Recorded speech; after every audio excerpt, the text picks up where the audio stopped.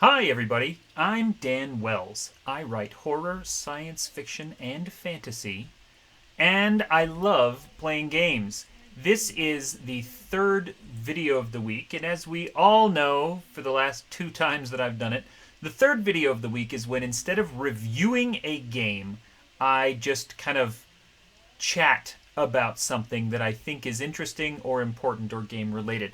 And I'm actually going to shake up that very new formula almost immediately and take this opportunity to do a review of a board game. And it's kind of a review, and it's kind of a preview, and it's kind of a promotional tool. This is a game that I helped work on, and I'm super excited about it. It is called Cult of the Deep, and it hits Kickstarter very, very soon. If it's not there already, it's not as of this recording.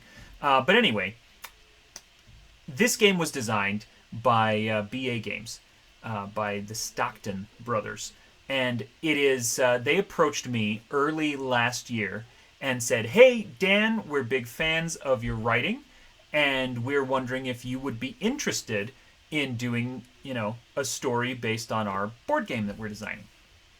And I thought, well, I've written a ton for role playing games, and I've actually written for tabletop miniatures games. I've never written anything for a board game, so I'm intrigued. Tell me more. And they said, this is a hidden role game in which the players are all working together, except one or two of them are secretly traitors trying to kill each other. And that's like my favorite genre of board games. So I was instantly hooked, and I said, all right, tell me more. And they said, well, it is about the history of. It takes place in the history of our world, except it's slightly tweaked. And I'm like, alternate history, I'm down. And they said, on top of that, this is a version of our world in which magic is real, and there are secret cults that try to summon monsters to destroy everything. And I said, I'm sold. This sounds incredible. I am so on board for this. And so then we spent the next few months working back and forth. I didn't do any game design. That was all them, and they've designed a really incredible game. What we did was they gave me all of this incredible art for the game, and I'll show you that in a minute. And they gave me all of these wonderful story elements and said, what do you want to do? And so, given that this is a hidden role game about secret traitor cultists, I wrote what is essentially a dark fantasy, historical, horror, murder mystery story. It is about a character who is trying to figure out, who is the traitor in their cult. Someone is trying to, she suspects, kill all of them, and she needs to figure out who it is. So anyway, that story is wonderful, and the first part of that story just got released a couple of days ago, and I will link to it underneath the video so that you can go and read it. There's also a really great interview that I did with the Stocktons about me and games and stuff, and you're welcome to read that as well. But the important part is that I have right here a prototype of this game, which the green screen is going to turn into a magical horror whatever. So we're going to unbox this, and I'm going to show you what's inside. Now, this is a prototype, so these components are not final. But what I can show you is the artwork, which is just unilaterally wonderful. Now, this is a dice game for the most part. Okay, there's a bunch of cards for it, but really what you're doing throughout the whole thing is you've got a bunch of dice, and I can show you the dice. These are not the real dice, like I said. But every turn, the different cultists have a chance to, and I think that I might have one or two real dice in here. That seems like a thing that I have. I don't. Anyway, so there's all these dice with little symbols, and you roll the dice, and then you choose where you're going to allocate them.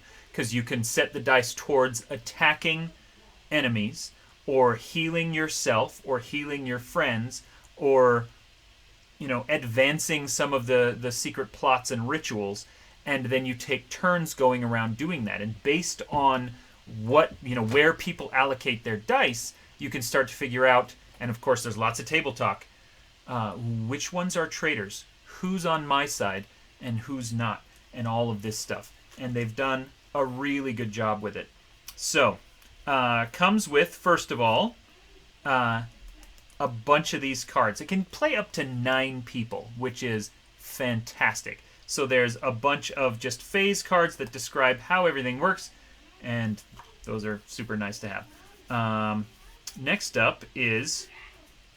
I don't want to show you those yet. Okay, the cards, by the way, are very large.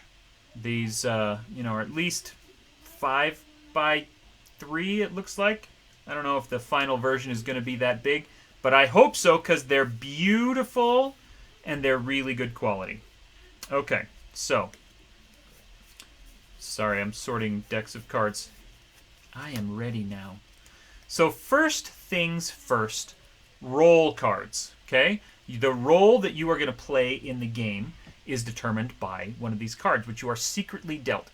Someone in every game is the high priest, and the high priest or priestess is someone who is in charge and who is trying to sacrifice everybody else in the cult to the monster. So you kind of know right off the bat that everyone is against that guy, right?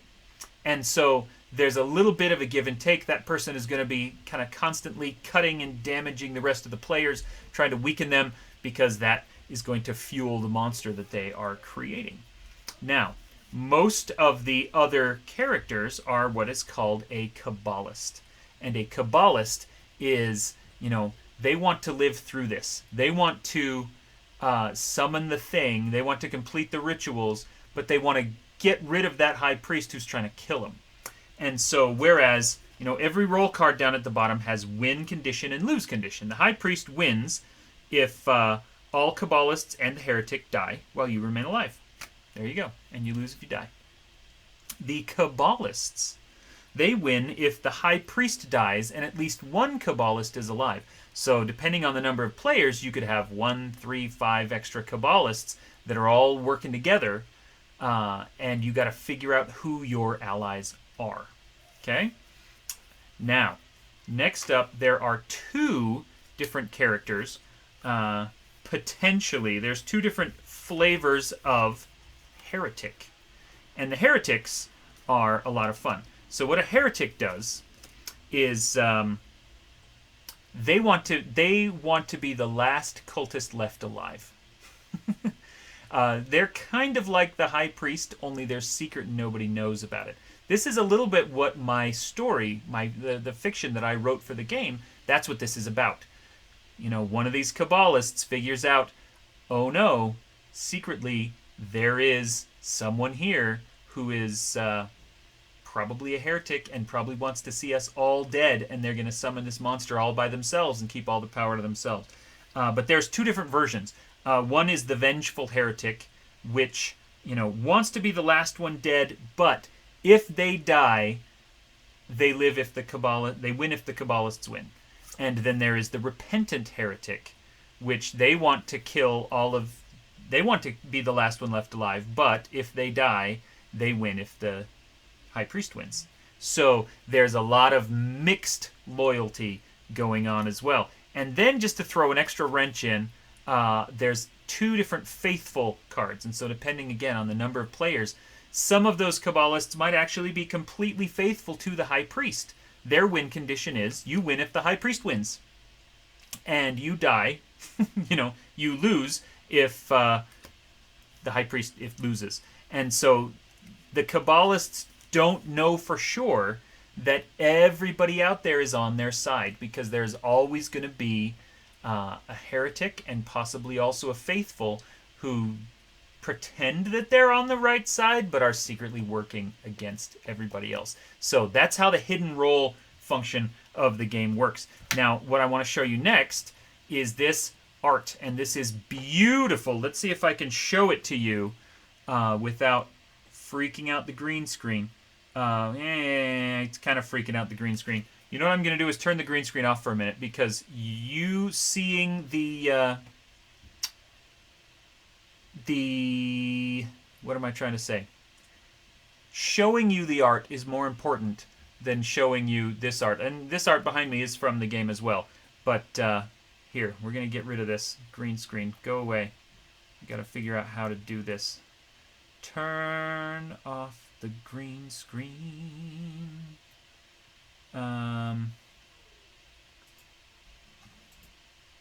Boom. So now you just see the green screen behind me, but you can see the art in this game. This is the astrologer, because this is, and it's kind of unfocused, and that is not the fault of the card. It is the fault. There we go, snapped right into view. This is an alternate history version of Earth in which the Mayan Empire is still super, prevalent and powerful. And so while it kind of sort of takes place in kind of southern Italy, southern Greece area, I think my story is set in Greece. This astrologer comes from the Mayan Empire. And I loved this art so much. This is who I picked for my main character. So when you read the story, that's her. There is the Blood Mage. Really just absolutely loving the art in this game. The Assassin. This is, I think, my favorite piece of art. The Guardian. Anyway, there's lots more. The Merchant. There's a bunch. There's a whole ton of different characters, including a Necromancer. And the Necromancer has special rules. Usually you don't play with the Necromancer, but there's an extra variant of the game you can play with the Necromancer that's a lot of fun. If a character dies, because you'll notice the game is constantly trying to kill all the player characters so that only one person left, that doesn't mean that you leave. Player elimination is kind of a big no-no in game design these days because people want to play together. They don't want to just walk away for half an hour while you finish a game with somebody else. And so when somebody dies, they actually become a wraith or a ghost. And this one is called Wrath, and it's not really snapping into focus. Anyway, they're based on different things. There's Wrath and Envy and Malice. And so after you die, you are still a ghost who still has the ability to affect things in the world. And that's a really, really slick game design decision, and it plays really well too. It's a lot of fun. There's some other stuff here. There's sigils you can use, like magic spells that are one time only. But what I want to show off are the rituals themselves, because the way that you play the game is you lay out these ritual cards, and there can be 3, 4, 5, depending on number of players. There can be multiple rituals going all at once, and whoever completes the ritual gets the bonus. And so a lot of the tension in the game is that you want to contribute to a ritual, but you still want to you still want the power to come to you. You want to be the one to finish it. So you don't want to do too much on a ritual unless you know that you or one of your allies is going to be able to be the one who completes it. So you can summon sirens. Just this really fantastic art for that. Come on, focus on the sirens. You dumb webcam. What is this nonsense? Snap into focus. There we go. Oh, man. Really good looking stuff. The cover, as you can see, is a kraken. That art comes from one of the ritual cards. There is altar sacrifice, which this is just a way to straight up, you complete this ritual when you kill one of the other players. The art that I had behind me a moment ago is from the Astral Rift card. And that one is not really... there we go. So anyway, and there's a bunch more of these as well. And I'm not going to show them all off because you need to get them for yourself. This game is really great, and I'm really glad that I got to be a part of it. The story that I wrote is called A Bountiful Harvest, and I think that you will like it a lot.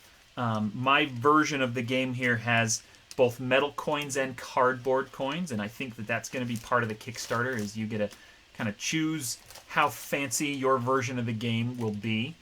But really, if you want to try the game before you buy it, before you participate in the Kickstarter, you can get the rules. There's a print and play version that I believe is on Board Game Geek and possibly also on the BA Games website. Also, the entire game has been uploaded into Tabletop Simulator. And so if you have Tabletop Simulator on Steam, which is like $20, then you can subscribe to this game, which is produced by the game company, by the Stockton brothers, and get in and play the entire thing online, digitally, for free before you invest in the game in the Kickstarter. So definitely go and check that out. Also, I'm going to be recording in a couple of days an actual play of this game. The Stockton brothers and I and a couple other people are going to be getting into Tabletop Simulator and playing an entire game of that and broadcasting it to the world. So look for that. I'll make sure to post something about it here. In fact, it might even appear on my YouTube channel. It might also appear on the Typecast YouTube channel. I'm not certain which of the two. Probably here. Anyway, it's a great game, and I think that you will like it a lot. So I'm going to turn my green screen back on really quick. Come on! And there we go. I'm back in the Astral Rift. Anyway, thank you very much for watching. Cult of the Deep is a great game. I was really happy to be a part of it. I'm really excited for all of you to get to see it in all its glory. And I hope that when the Kickstarter comes out, you participate in it. Please take a chance to click the links underneath this video. I've got a lot of books you can read. I've got a lot of old reviews that you can watch. And of course, I am also a professional game master. I can run a game for you and your friends, possibly including this one. Or, you know, if you want some other historical horror, fantasy, cult version role-playing game, I can do that too. I can do whatever you want. Anyway, thank you so much for watching. I'm Dan Wells, and you are awesome.